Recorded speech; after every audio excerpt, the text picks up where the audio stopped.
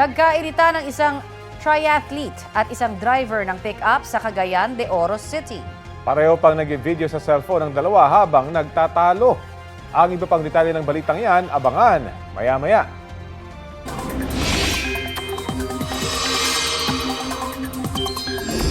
Inaasahan pa rin magpaulan sa malaking bahagi ng bansa ngayong araw ang low pressure area at hanging habagat. Sa Pikit, Cotabato, nagdeklara na ng state of calamity dahil sa pagbaha.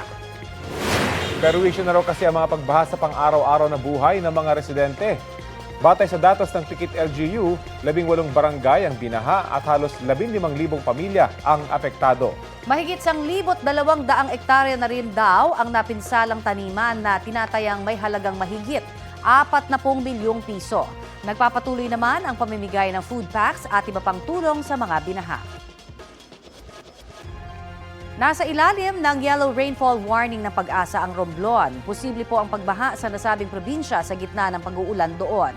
Asahan din po ang malalakas na ulan sa Oriental Mindoro, Marinduque, Masbate, Albay, Sorsogon, Camarines Sur, Camarines Norte at Northern Samar. Tatagal ang yellow rainfall warning hanggang alas 11 ng umaga. Sa mga susunod na oras, uulanin din ang iba pang bahagi ng bansa base sa rainfall forecast ng Metro Weather.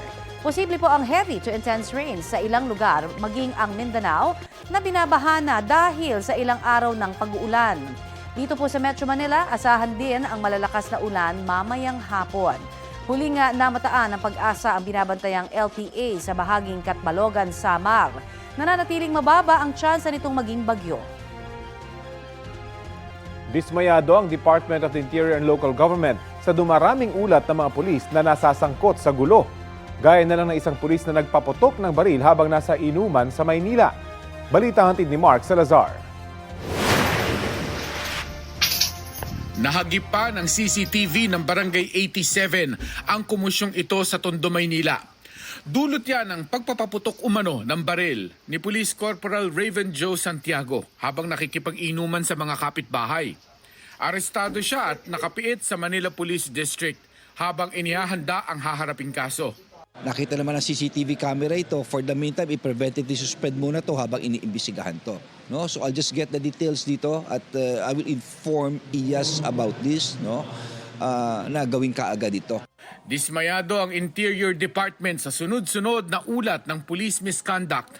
Isang Police Staff Sergeant Ernesto Camacho at isang Police Staff Sergeant Robert Cabudoy ang nasangkot sa road rage sa Valenzuela.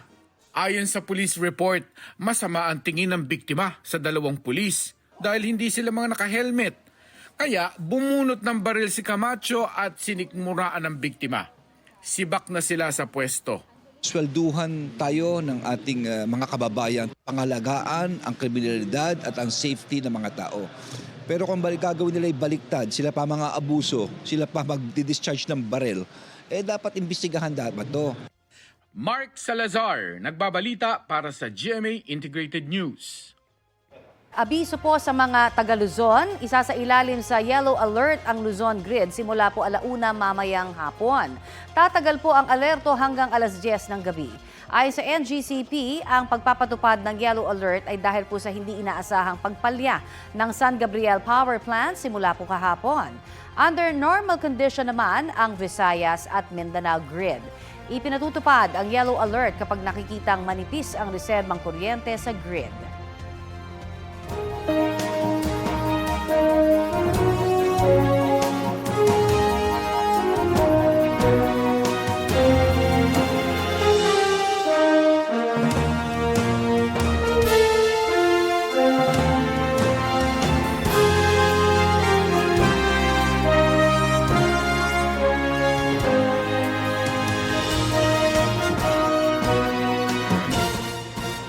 Magpapatupad ng gun ban sa Lunes, July 22, araw ng ikatlong State of the Nation address ni Pangulong Bongbong Marcos. Epektibo po yan sa buong bansa mula 12:01 ng madaling araw hanggang 11:59 ng gabi ayon sa PNP. Nasa 22,000 tauhan daw ang idideploy ng pulisya para sa SONA. Magbibigay rin daw sila ng maximum tolerance sa mga magpoprotesta pero sana raw ay huwag silang maging abala sa publiko. Samantala, ayon sa Presidential Communications Office, mismong si Pangulong Marcos ang nag-i-edit ng kanyang talumpati. May rehearsal din daw siya sa batasang pambansa sa linggo. Hindi raw nagbibiro si Vice President Sara Duterte nang italaga niya ang sarili bilang designated survivor. Karon lang ko nakakita og kanang ganing Vice President na pangita ang iyahang attendance sa tanan mga butang.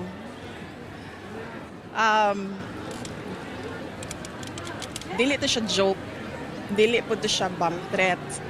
I think many missed the point. So, para sa ako, kung wala ka kasabot the first time, I don't think you deserve an explanation. Ang pagtatalaga ng Vice Presidente sa sarili bilang designated survivor ang dahilan niya kung bakit hindi siya dadalo sa State of the Nation address ng Pangulo sa Lunes. Sa Amerika, ang designated survivor ay isang opisyal na hindi pinadadalo sa mahahalagang pagtitipon kung nasaan ang presidente at iba pang mga nasa line of succession. Wala pong designated survivor sa Pilipinas, kaya may inihaing panukala ang Kamara para magkaroon niyan.